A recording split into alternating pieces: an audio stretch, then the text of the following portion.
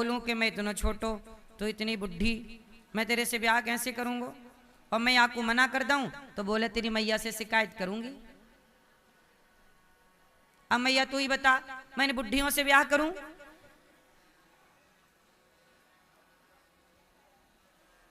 तो मैया ने हंसते हुए यूं ही बोल दिया कि लाला तो बुढ़ियों से ब्याह नहीं करेगो तो बोल किससे ब्याह करेगो? तो कन्हैया बोले मैया मैंने तो देख राखी है अपने ताई, अपने लिए देख राखी है मैंने। अच्छा कौन छोरी देख राखी है तैने दारी के? अरे मैया तू जाने ना है? मैया बोली मैं ना जानू। अरे मैया वो ब्रसभानु जी को ना जाने? मैया बोली हाँ जानू। अरे तो उनकी छोरी है तो को पतो ना है? मैया बोली मोको तो कछु ना है पतो लाला। अरे मैया तो कितनी भोरी है। छोटे से कन्हैया कह रहे हैं मैया तो को पतो ना है, ब्रसभानु जी की छोरी है। का नाम है वाको? वाको नाम राधा है। मैं वाकई संग ब्याह करूंगा मैया। मैया बोली राम राम राम राम, तू चोरी करे, तेरी आदत खराब हो गई है, सारे नगर में तू बदनाम है गयो तो चोरी करे। अब चोरन से थोड़ी ब्रसभानु जी अपनी छोरी को ब्याह करेंगे। तो कन्हैया बोले मैया या बता के छोरी से ब्याह करवे के लिए का करनो पड़े? मैया बोली ईमानदार होनो पड़े। कन्हैया बोले ले मैं ईमानदार हो गयो, अब चोरी ओरी सब बंद। गोपियां बोली ले बहन अब शिकायत ना आएगी, अब हमारो लाला चोरी ना करेगा। अब 4 दिन बाद फिर सखी आ गई, अरे मैया तेरे लाला ने चोरी करी। अच्छा गोपियां क्यों आ गई? अब तो भगवान ने चोरी बंद कर दी। गोपियां भगवान से बोले, गोपियां भगवान से बोली कन्हैया, एक दिन सारी गोपियां लाइन से कान पकड़ के खड़ी थी। कन्हैया बोले सखी काहे गो, कान क्यों पकड़ी हो? सखियों ने कहा कन्हैया सॉरी सॉरी। भगवान बोले काहे बात की सॉरी? बोले हमने तेरी शिकायत कर दी और आपने माखन चुराना बंद कर दिया। माखन चुराने के बहाने आप हमारे घर में आया करते थे तो हम आपका दर्शन कर लिया करती थी, अब तो आप आते नहीं, आपका दर्शन दुर्लभ हो गया है और मैया रोज घर में घुसने ना दे, तो आप ही बाहर हमारे घर माखन वाखन चुराने के बहाने आयो जायो करो।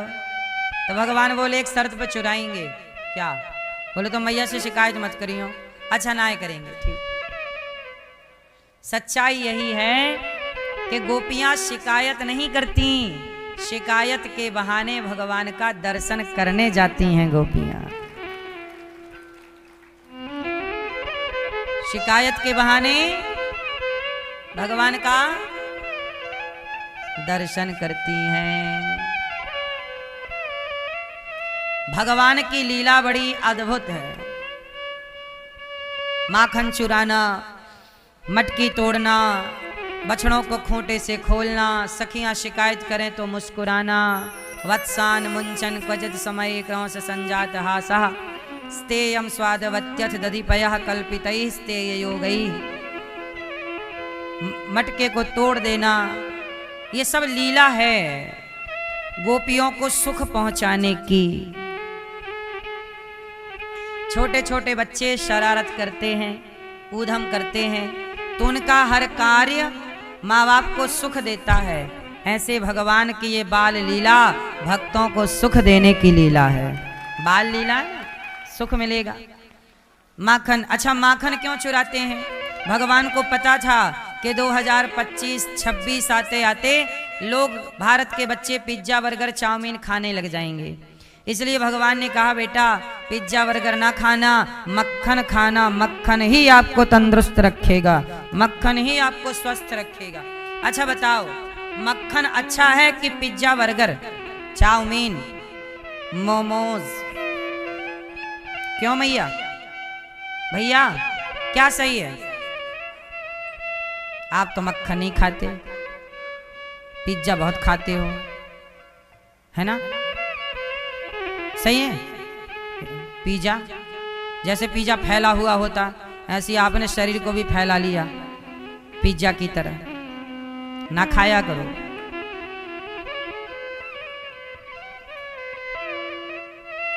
खाना सही है पिज्जा बर्गर चाउमीन, मोमोज खाते हैं मेरी माँ। क्या होता मोमोज में? मैंने आज तक नहीं खाया, आज तक मोमोज हैं। बैगन का भरता, मैदा, हाँ मैदा ही से तो बनेगा, का बादाम से बनेगा। मैदा स्वास्थ्य के लिए सही है भैया, बोलो। मक्खन जरूर खाना चाहिए।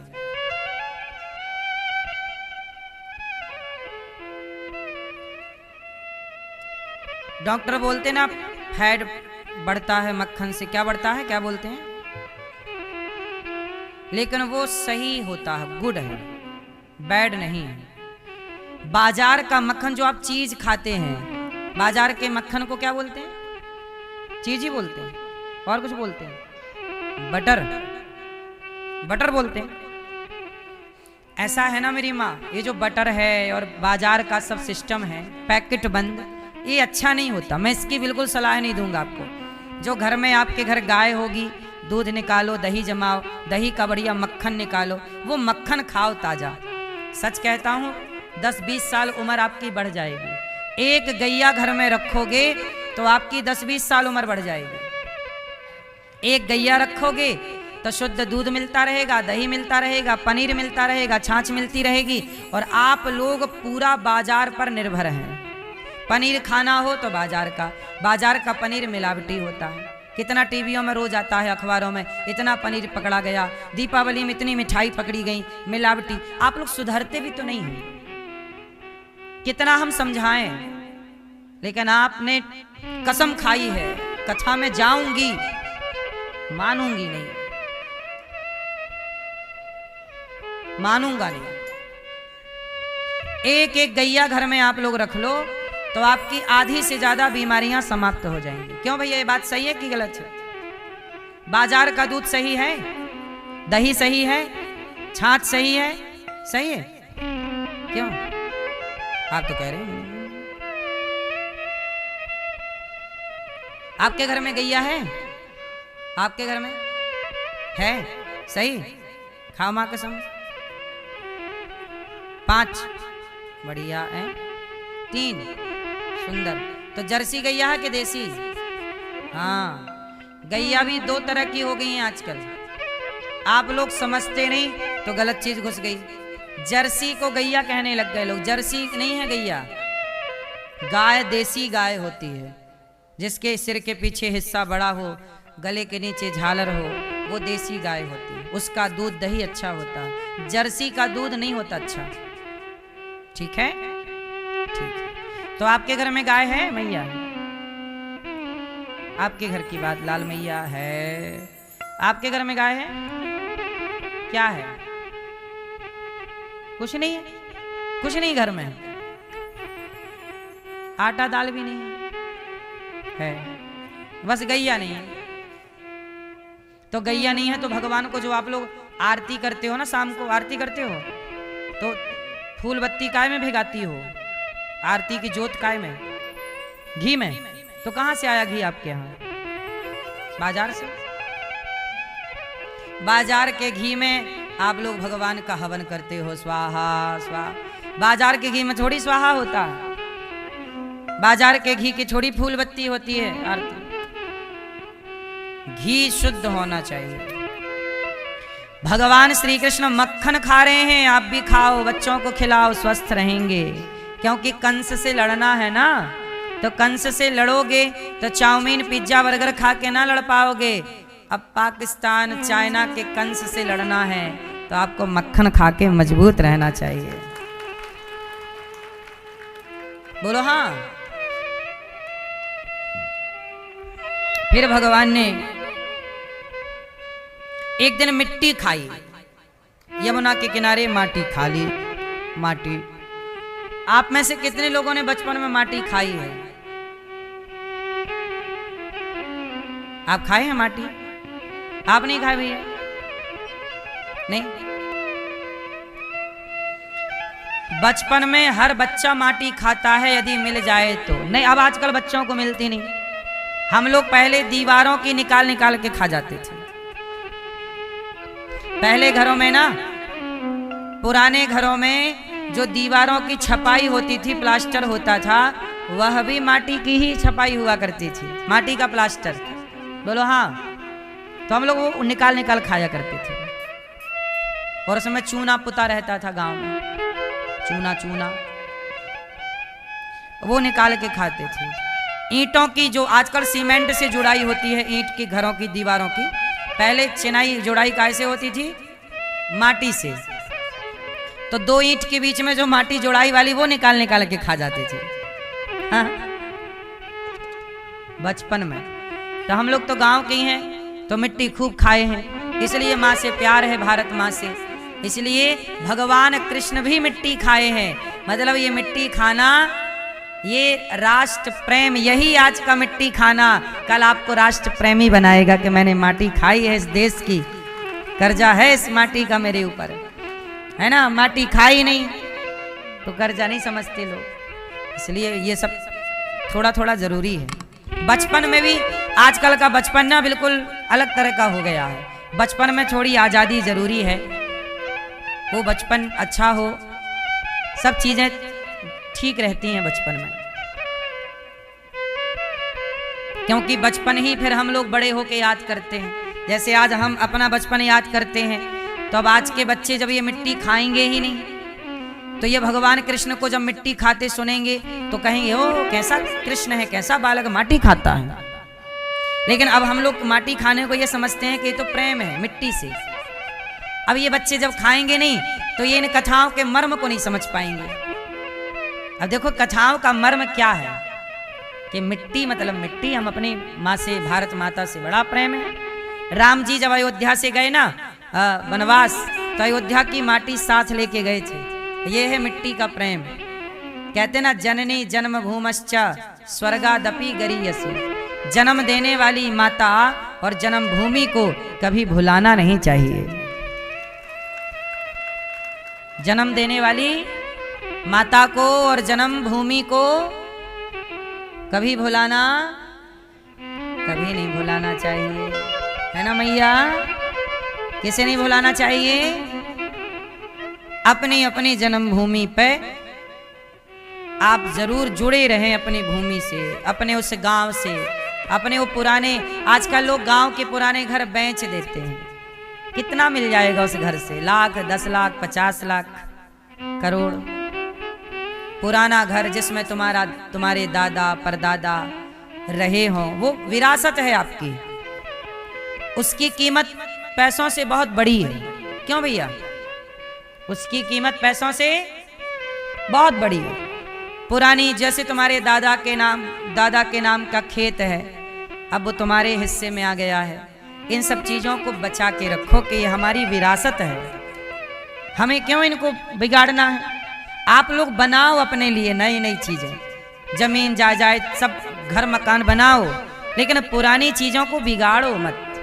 वो विरासत है आपकी, वो पीढ़ी दर पीढ़ी याद रहेगा कि हमारे पूर्वजों का ये घर है।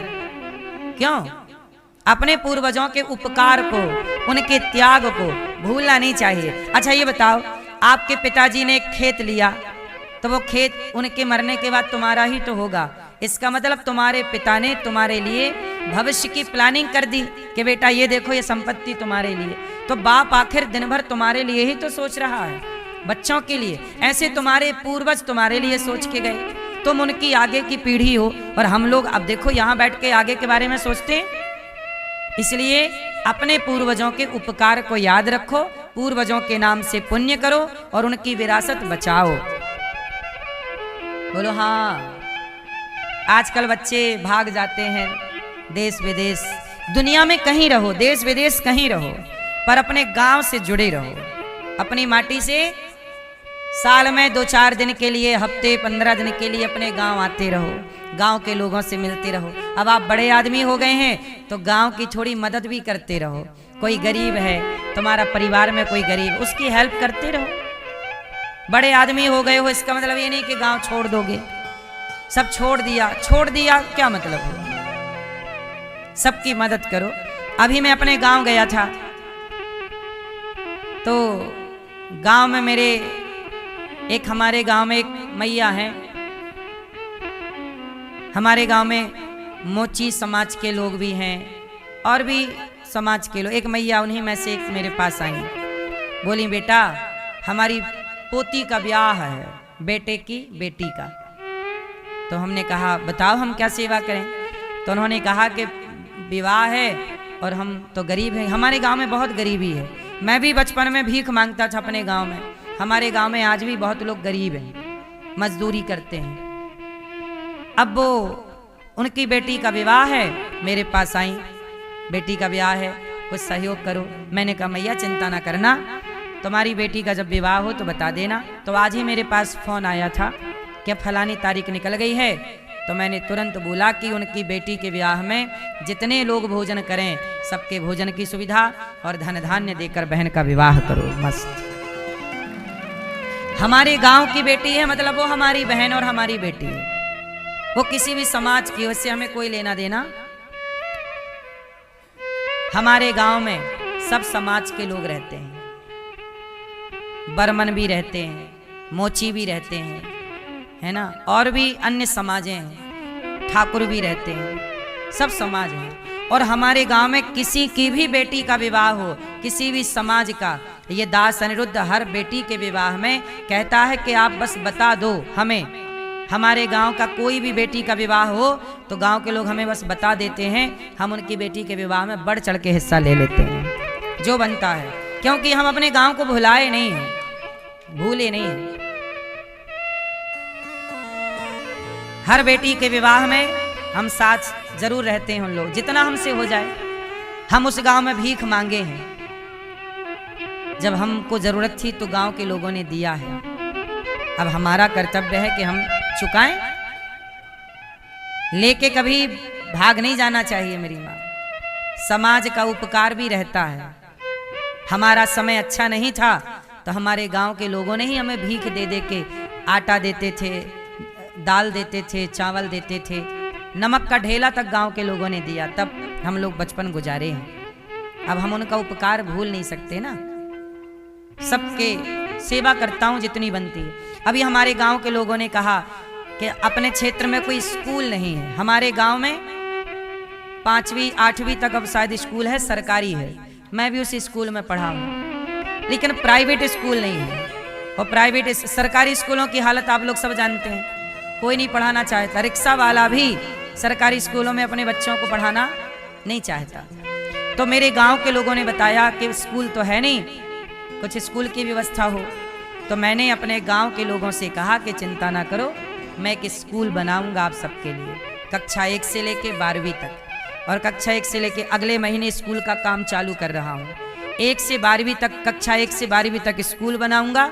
CBSE बोर्ड का स्कूल होगा और पूरे क्षेत्र, केवल मेरे गांव नहीं, मेरे गांव के आसपास के 25-50 गांव के बच्चे उस स्कूल में निःशुल्क पढ़ेंगे। और केवल शिक्षा नहीं, संस्कार भी पाएंगे। ये मेरे मिट्टी का ऋण है जो चुकाना है। ये मेरी माटी का क्या है? ऋण है, चुकाना है। तो एक स्कूल बना के मैं अपने क्षेत्र को देने जा रहा हूं आप सबके सहयोग और आशीर्वाद से। मैं तो भिखारी हूं, आपसे भिक्षा मांग मांग ही सेवा करता हूं, लेकिन सेवा ईमानदारी से करता हूं। जो आप सहयोग करते हैं उसका एक एक रुपए का सही उपयोग करने का प्रयास है। अब देखो ये पूरा गौरी गोपाल है, ऊपर से लेके नीचे तक यहाँ केवल सेवा हो रही है। आपने देखा होगा हजारों भक्त भोजन कर रहे हैं, वृद्ध माएं रह रही हैं। आज हमारे गौरी गोपाल भगवान का आज हैप्पी बर्थडे टू यू है। आज हमारे लक्ष्मी नारायण भगवान और श्री सीतारामचंद्र भगवान को 1 साल पहले आज के दिन ही यहाँ प्राण प्रतिष्ठा हुई थी। तो आज हम लोगों ने भगवान का प्रथम पाटोत्सव मनाया। यहाँ पर पाटोत्सव मतलब पहला पट खुला। तो आज हमारे ऊपर जो मंदिर में भगवान जी बैठे हैं ना, श्रीमन नारायण, आज भगवान जी 1 साल के हो गए। तो आज भगवान जी का हैप्पी बर्थडे टू यू है। तो आज हम लोगों ने मनाया वो हैप्पी बर्थडे टू यू, और खूब पूजा 3 दिन से चल रही थी पूजा, परसों, कल और आज। फिर हमने भगवान जी को पूरे गौरी गोपाल का समय समय पर भगवान को दर्शन कराते हैं। आपको देखो बताते हुए, हमारे जो लक्ष्मी नारायण भगवान है ना, आपने देखा होगा, हमारे पुजारी जी ने आज मेरे को बताया कि भगवान रात के 12 बजे भ्रमण पे निकल जाते हैं। कैसे? हमने कहा कैसे? बोले रात के 12 बजे अपने आप पर्दा खुल जाता है। भगवान श्रीमन नारायण का अपने आप पर्दा खुल जाता है। और हम लोगों ने कैमरा भी चेक किया तो सचमुच पर्दा खुल गया। इसका मतलब ये है कि भगवान श्रीमन नारायण जो हैं वो रात को, दिन को, जब उन्हें फुर्सत मिलती है तो भगवान स्वयं यहाँ की सेवा व्यवस्था देखने के लिए करते तो वही हैं। अब गौरी गोपाल में इतना सब सेवाएं चल रही हैं, बताओ कौन कर रहा है? क्या मेरे करने से होगा कि आपके करने से होगा? कहीं ना कहीं करने कराने वाले भगवान हैं। तो यहाँ के सर्वे सर्वा तो भगवान श्रीमन नारायण ही हैं, वही सब करते कराते हैं।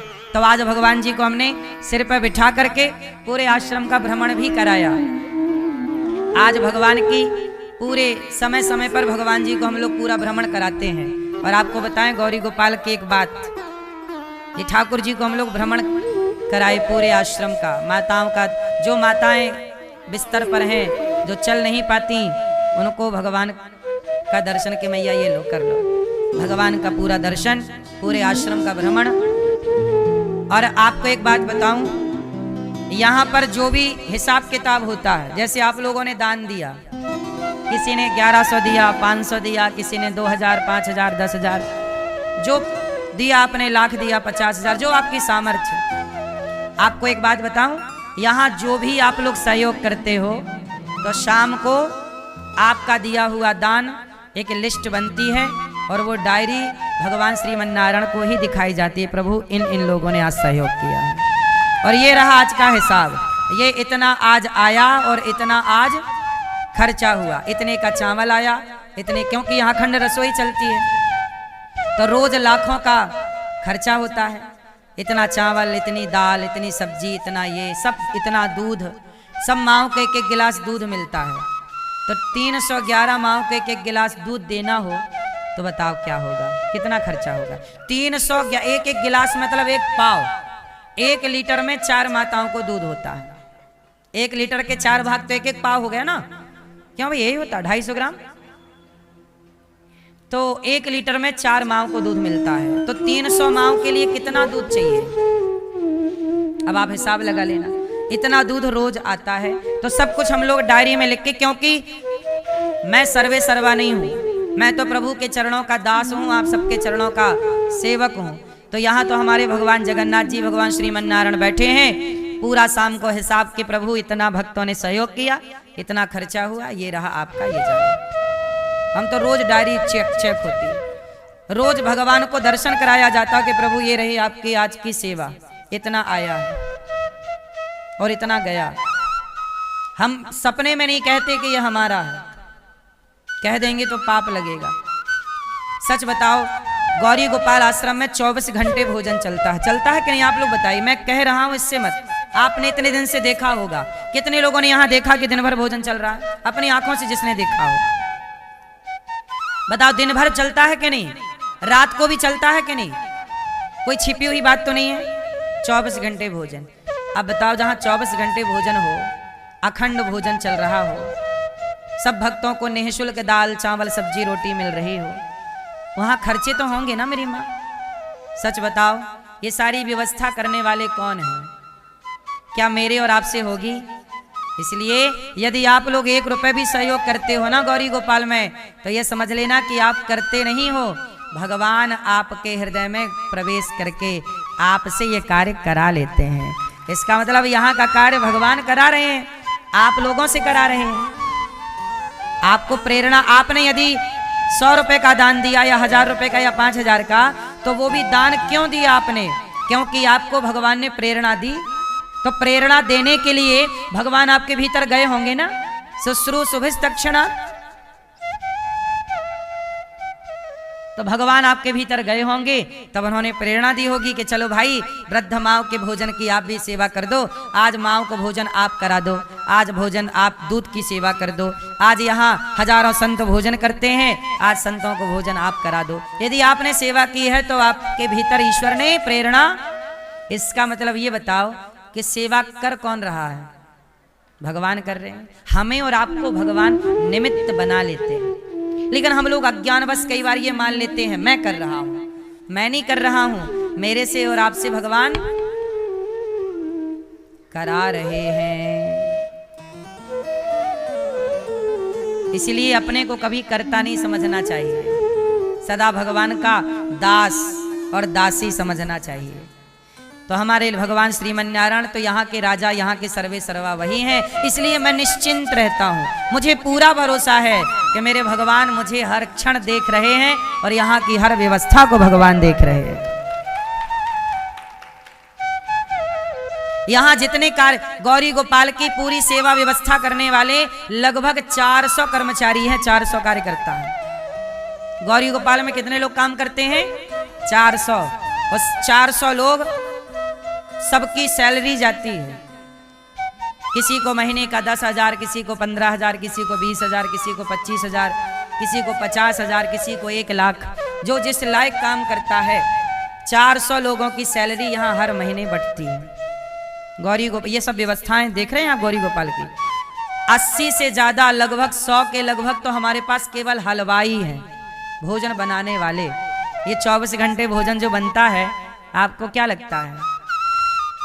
हजारों लोगों का भोजन, एक बार भोजन उतरता है चूल्हे से फिर चढ़ जाता है।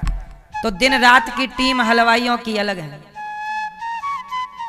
बर्तन धुलने वाले अलग हैं। जो आप लोग भोजन करते हो ना थाली में, थाली आपको धुलवाई नहीं जाती ना, आपसे थाली जमा कर ली जाती है, वो धुलते हैं, धुलने वाले लड़कों की टीम अलग है। सदा आप यहाँ पर पानी खारा है, ये खारा पानी बोर का, इस खारे को हम लोग मीठा करते हैं। मीठा पानी की मशीनें लगी, बड़े बड़े फिल्टर, उनको चलाने वाला सिस्टम कि पानी की कमी ना हो 1 मिनट के लिए, 24 घंटे। इतने यहाँ हजारों लोग रोज रहते हैं, हर घंटे यहाँ 1000 लोग गौरी गोपाल में मिलेंगे आपको, हर समय आपको 1000 लोग मिलेंगे, हाँ या ना? तो पानी की कमी ना हो, तो वहां लड़के पानी की सेवा में रहते हैं, जल है ना। आप लोग तो यहाँ सब देखते हैं, साफ सफाई के लिए अलग लोग हैं। हमारी वृद्ध माएं बिस्तर पे, कुछ माताएं बहुत बूढ़ी हैं जिनका उठना नहीं होता, बिस्तर पे मलमूत्र है, उनका सब कपड़े चेंज करना, उनके लिए महिला कार्यकर्ता अलग हैं, उनकी टीम अलग है कि जो माताओं को समय पे नहलाएं धुलाएं, उनके कपड़े धोएं, उनके बर्तन धोएं, उनको सब, उन माओं को दवाई देने वाली टीम अलग है, माओ का हॉस्पिटल ले जाने वाली टीम अलग है। 2 एम्बुलेंस हैं, दिन रात तैनात हैं, कब किस माँ को जरूरत पड़े तुरंत, माँ जरा दिक्कत हुई तुरंत हॉस्पिटल लेके भागते हैं, आधी रात 2 बजे हो या दिन के 12 बजे हो। देख आप लोगों को केवल ये दिखता है सेवा, लेकिन इसके पीछे जो व्यवस्थाएं हैं वो बड़ी व्यवस्थाएं हैं, है ना मेरी माँ? आपका एक घर को मैनेज करना आपके लिए कितना कठिन हो जाता है। यहां तो आपके गांव में एक ट्रांसफार्म होता है बिजली की सप्लाई देने वाला, यहां गौरी गोपाल में इतना बड़ा ट्रांसफार्म लगा है कि इस ट्रांसफार्म से 4 गांव को बिजली दी जा सकती है। उतनी बिजली केवल गौरी गोपाल में खर्च होती है।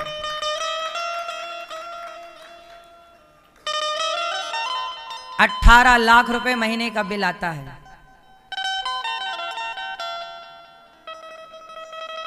गौरी गोपाल का बिजली का बिल कितना है? 18 लाख महीने का। हर माँ के कमरे में एसी लगी है, देखा आपने? जो वृद्ध माँ यहाँ रहती हैं सब माँ के कमरे में एसी लगी है। सौर पैनल लगवा रहे हैं, वहां गुरुकुल में लग रहे हैं, लगवा रहे हैं, बहुत जल्दी लगेंगे। बता रहे हैं कि सौर पैनल तो लगेंगे, लेकिन फिर भी ये व्यवस्थाओं में खर्चे। गाय है, गौशाला का अलग खर्चा है, गायों के लिए जो है व्यवस्थाएं वो अलग है। हम आपको केवल ये बता रहे हैं कि सब मोटी मोटी सेवाएं हैं। अब यहाँ सोचो बिजली का खर्चा किसमें है? रोटी की मशीनें चलती हैं, 1 घंटे में 4000 रोटी निकालती है मशीन।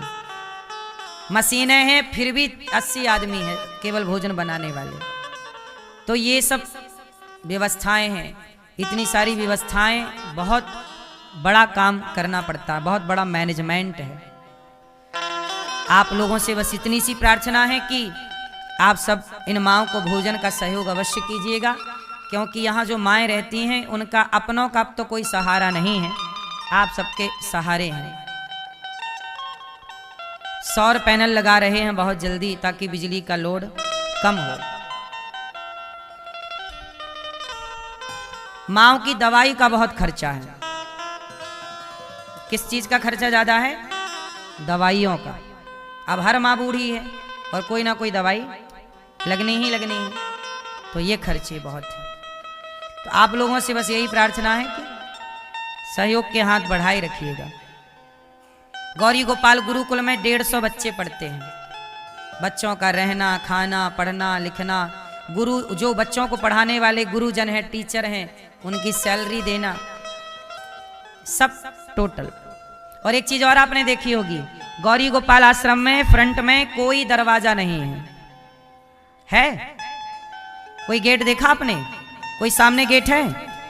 गौरी गोपाल ही ऐसा है जहां कोई दरवाजा नहीं है। क्यों? अच्छा एक बात बताओ, यदि आपका बेटा बाहर है तो आप अपने घर का दरवाजा लगाएंगे? बेटा बाहर है तो आप दरवाजा खोल के रखते हैं कि ऐसे ही जब बेटा बाहर है तो माँ दरवाजा खोल के रखती है। तो जब मेरी वृद्ध माएँ जब घर से सताई जाएं और ठुकरा के जब निकाली जाएं, तो कोई तो दरवाजा ऐसा हो जो 24 घंटे खुला मिले उन माँओं को। इसलिए यहाँ दरवाजा ही नहीं लगाए। कोई भी माँ, कोई भी भक्त, आप कभी भी आओ, कहीं भी आपको भोजन ना मिले, तब आप 2 बजे रात को यहाँ आओगे तो यहाँ दरवाजा भी खुला मिलेगा और भोजन भी मिलेगा। तो ये धाम है वृंदावन, ये बिहारी जी का घर है और आप सब बिहारी जी के भक्त हो। आपकी सेवा करना मतलब भगवान की सेवा करना है। तो मैं ये समझता हूं कि आपकी सेवा नहीं है, ये भगवान के भक्तों की, और ये भगवान के भक्त खुश तो भगवान खुश। आप सब किसके लिए वृंदावन आते हो? भगवान के लिए आते हो। यदि आप सबका दिल दुखा दिया जाए तो किसका दिल दुखेगा? किसका?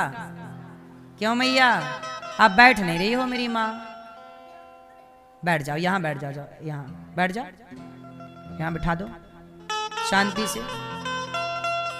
तो किसी का दिल दुखेगा तो वो किसका दिल दुखेगा? भगवान का। और आप प्रसन्न होंगे तो कौन प्रसन्न होगा?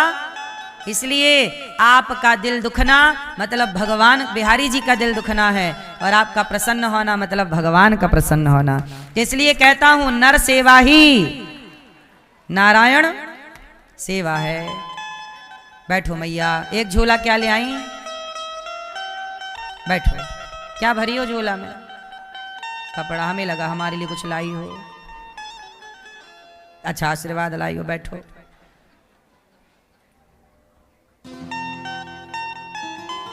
तो भगवान मिट्टी खाए खोलो में मुंह, इतने से मुंह में पूरा ब्रह्मांड का दर्शन हो गया। राजा परीक्षित ने कहा, राजा परीक्षित ने कहा कि प्रभु ये बताइए कि राजा परीक्षित जी कह रहे हैं कि मैया यशोदा ने कौन सा पुण्य किया, कौन सा पुण्य किया कि मैया के पुत्र बन के भगवान गोद में खेल रहे हैं।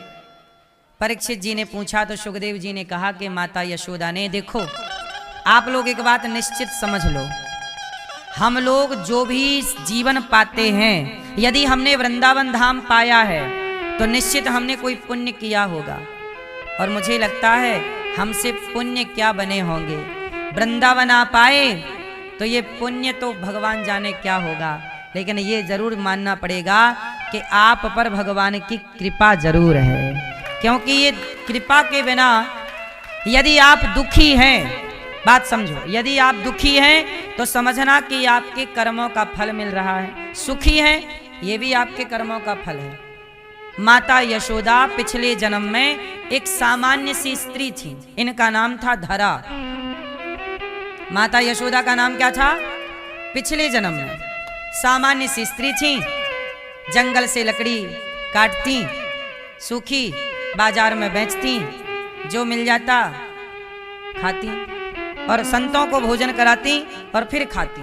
बिना भोग लगाए संतों को कुछ खाती नहीं। नियम था माता धरा का कि साधु सेवा करके खाऊंगी, साधु सेवा करूंगी, थोड़ा सत्संग करूंगी, भगवान का चिंतन करूंगी, भोग लगाऊंगी, फिर खाऊंगी। अब मैया का नियम था जंगल जाना, लकड़ी समेटना, बाजार में बेचना और उसी पैसे से साधु की सेवा करना। ये 12 महीने का काम था माता धरा का। एक दिन क्या हुआ कि माता धरा पर भगवान की नजर पड़ गई। भगवान ने कहा, माता ये तो बहुत बड़ी भक्त हैं हमारी, चलो थोड़ा परीक्षा ले लेते हैं। तो भगवान परीक्षा लेने आए और बने क्या? साधु। साधु बनकर आए, माता धरा से बोले, मैया भूख लगी है। अच्छा, माता धरा संतों को भोजन करा चुकी थी, संत लोग खा पी के जा चुके थे, माता धरा भी भोजन कर चुकी थी। अब बज रहा था लगभग 2 दोपहर के 2 और मैया सवेरे संत लोग आ जाते तो 12-1 बजे तक सबको खिला पिला देती और अपना खा पी लेती। 1 घंटा भजन करती, फिर लकड़ी समेटने जाती। आज एक टोली संतों की तो खा के चली गई। अब ये जो दूसरी टोली आ गई संतों की, 8-10 संत फिर आ गए। संत बोले, माता भिक्षाम देही, भूख लगी है, क्या कुछ भोजन मिलेगा? कुछ खाना पीना मिलेगा? तो कहा, हाँ हाँ मिलेगा, क्यों नहीं मिलेगा। संतों ने कहा कि भूख लगी है। माता धरा ने कहा, ठीक है आप बैठिए, मैं आपकी सेवा करती हूं। मैया उस दिन ना माँ के पास कुछ नहीं था, अब जो था तो संतों को खिला पिला के विदा कर चुकी। अब ये दूसरी बार कोई आ गया, अब आपके घर एक बार भोजन बन गया, अब फिर से बनाना पड़े तो कुछ ना कुछ तो कम रह ही जाएगा। क्यों? साग सब्जी भी व्यक्ति उतनी ही रखता है हिसाब किताब की। और मैया तो गरीब थी, संत लोगों के लिए कुछ बचा नहीं। अब वो बाजार में गई, मांगती फिरे कि भैया कुछ उधार दे दो, संत आए हैं, कोई कुछ ना दे। तब माता धरा ने किसी से कहा कि भैया हमें पैसे कुछ उधार दे दो, संत आए हैं, भूखे चले जाएंगे तो बड़ा पाप लग जाएगा। उन्होंने कहा कि हम पैसे दे तो देंगे, पर बदले में आप हमें क्या दोगी? माता धरा बोली कि क्या दूं, 15 दिन में आपका पैसा चुका दूंगी। बोले नहीं, 15 दिन का हम इंतजार नहीं कर सकते, यदि आप देना चाहती हो तो अभी दो। माता धरा बोली कि अभी तो कुछ है नहीं गिरवी रखने के लिए। उस व्यक्ति ने कहा कि देखो तुम बहुत सुंदर हो, यदि तुम अपने स्तन हमें दे दो तो हम तुम्हें दे देंगे पैसा। मतलब उस व्यक्ति की माता धरा पर नियत खोटी हो गई। माता धरा समझ गई कि इस व्यक्ति की नियत अच्छी नहीं है, पर करूं तो करूं क्या, कह रहा है कि स्तन दे दो। माता ने कहा कि देखो साधु खड़े हैं द्वार पर, तुम क्या कह रहे हो? उसने कहा नहीं, बात नहीं बनेगी। माता ने कहा अच्छा ठीक है, तू चमड़ा ही तो मांग रहा है शरीर का, स्तन ही चाहिए ना तुझे? हाँ हाँ। माता ने चाकू से अपने स्तनों को काट दिया। स्तन चाहिए, काट के उसके हथेली पर